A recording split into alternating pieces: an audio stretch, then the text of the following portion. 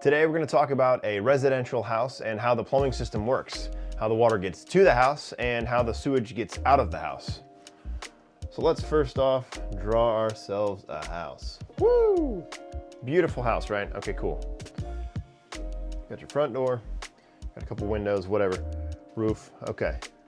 So first off with the water distribution, most likely your home will have a water meter somewhere on its property, which means the water municipality is sending water to the water meter and it can actually meter and count how much water you use at your residence. If you live out in the country, sometimes you will have a well house because your water is fed off of a well. Out here in Missouri, there's a lot of rural areas that have well systems.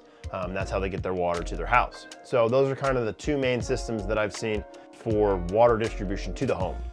So let's start out here. Let's say your water meter's out here, out in your front yard, right? It's out in your front yard. Hopefully you have green grass like myself. It's growing like crazy right now. This is the green grass. Cool. So typically in a slab home, water line is going to come from the water meter to one direct location. Typically that's going to be wherever your water heater is located. Usually you'll see a main water shutoff valve and a pressure reducing valve there as well. For example, like my house, I live in a split level. It comes from the meter, goes directly into the front of the house, and then right about in the center of the house, kind of similar to a slab home, it pokes up into a utility room where my water heater is, along with my furnace.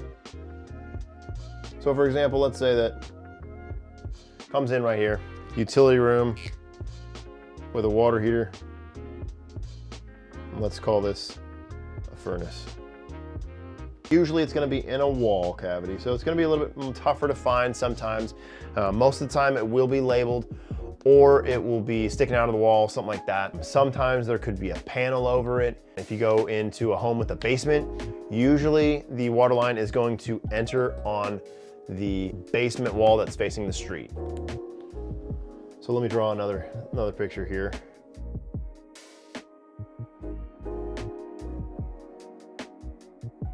Now I know in some areas, they don't have basements, and that's okay.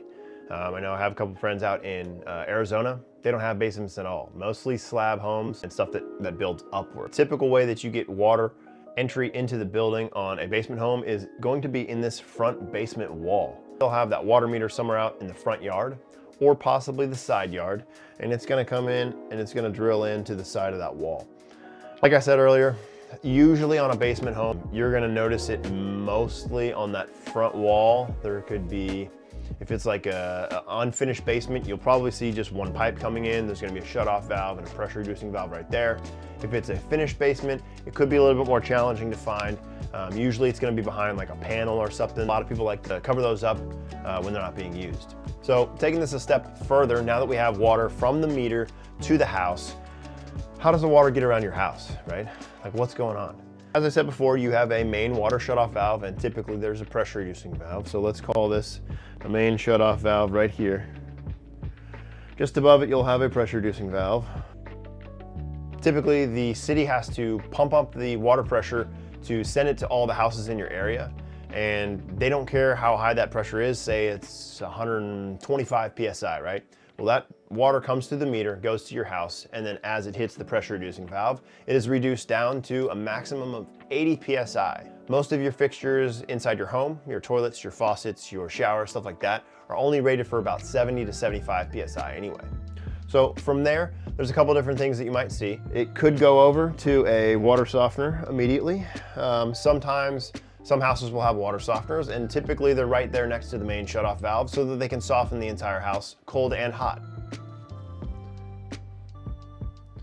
This will come off. It'll go to a bathroom over here. It'll go to the kitchen over here. It'll go upstairs, go to a bathroom over here, and then it'll go to a bathroom over there, right? What about hot water? Usually somewhere in that same area. Could be in a different room in the basement, possibly. Or if it's on a slab, it'll probably be in the same room where you're finding that main shutoff valve or on a split level. Water heater's right here. At some point, you have to give cold water to the water heater so that it can produce hot water. Once it produces the hot water, usually those lines will run together as they go to the bathrooms.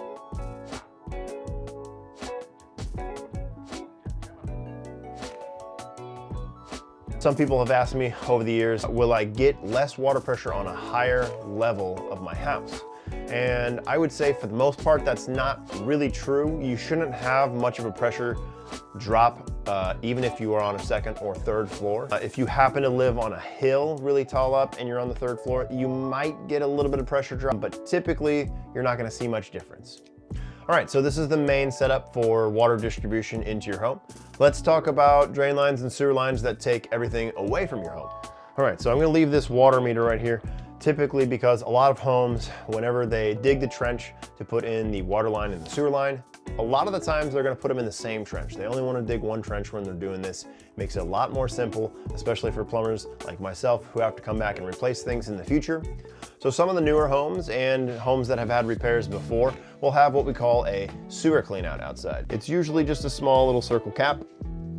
It's usually green, could be white. And it's usually gonna be 3 or 4 inches.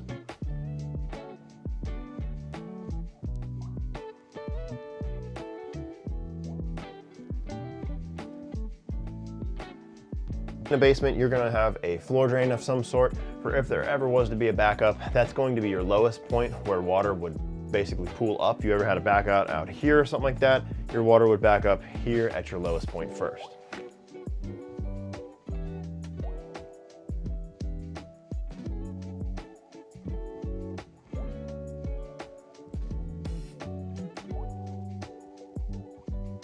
So here we have a toilet that's on our main sewer line that will dump into our sewer stack right here.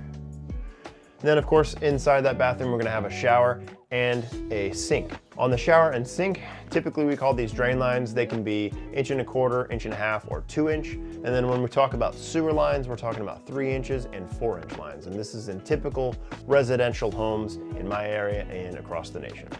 So you'll see the same thing on multiple floors here. Basically, smaller lines go into big lines. The big line is the one that takes everything out of the house. In rare occasions, there are some older homes that have separate sewage lines and gray water lines. The sewage lines are only going to be your toilets, and the gray water lines are gonna be like your sinks, showers, tubs, stuff like that. Another thing to note here, you see that the sewer stack goes all the way out past that roof line, right? Almost every single home is going to have a sewer stack that goes above the roof line for a couple different reasons. You have to have air in a drain or sewer line so that it can drain properly. And this helps take all of the sewer gas out of your house. So you don't have to smell any of the nasty smell like after you flush the toilet. There's water holding in the bowl with a trap, creating a watertight seal that doesn't allow that gas to come back to your house, along with your sinks, showers, kitchen sinks, stuff like that, has a P-trap underneath the sink as well. That is a water seal that keeps that gas from coming back. So the vent is there to allow air to get into the line as water is drawn down the line for drainage and sewage removal. Let's say there's a kitchen right here. Sometimes there'll be a smaller stack for like a kitchen drain or maybe a laundry drain, something like that. It'll just go up through a wall all the way out to the roof, and it'll allow air to admit into there as well. It'll also take those sewer gases away from the home. All right, a couple key things to go over as review.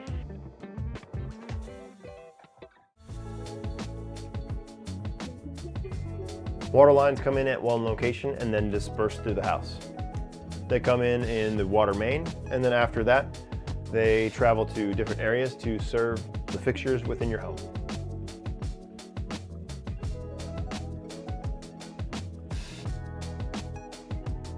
Your drain lines are 1.25 inches to 2 inches. They're kitchen drains, bathroom sinks, tubs, and showers. This can also be a floor drain as well.